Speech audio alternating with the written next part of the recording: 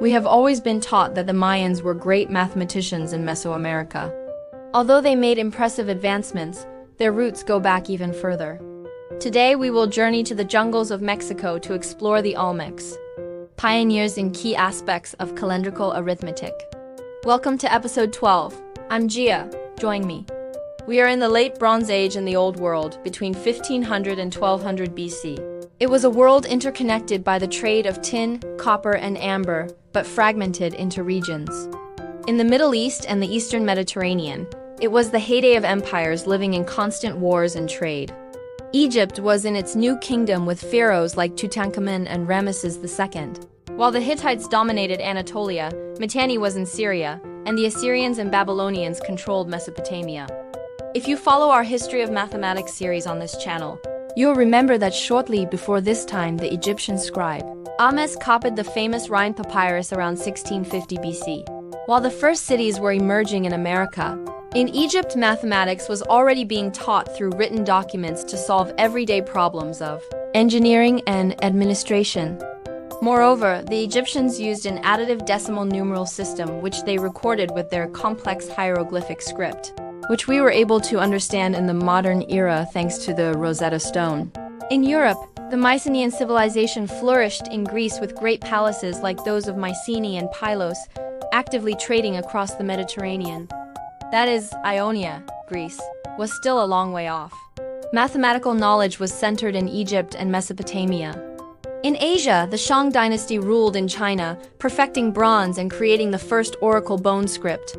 While in India, the Vedic period saw the arrival of the Aryans and the composition of the Rig Veda.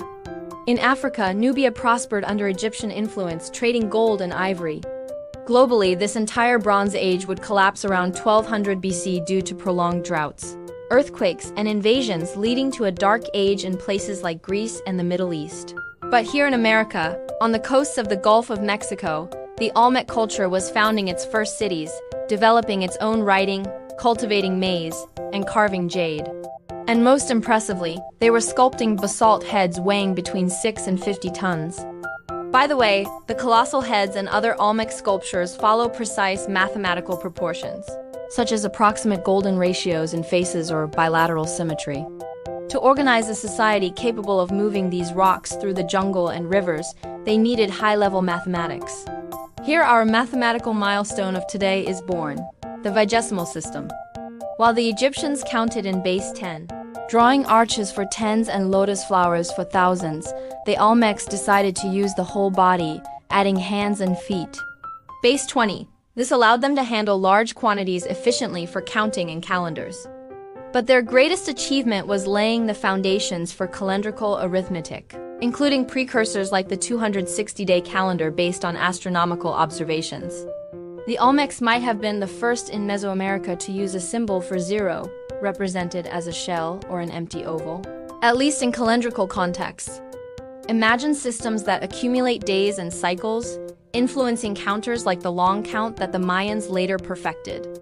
To achieve this, they needed a level of abstraction that allowed them to track astronomical events over time, marking cyclical patterns. The Olmecs not only sculpted stone, they calculated the flow of time.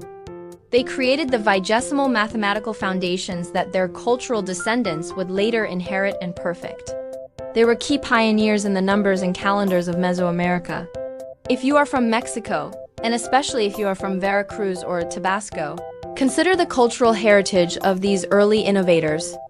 Leave your flag and write the word Olmec in the comments.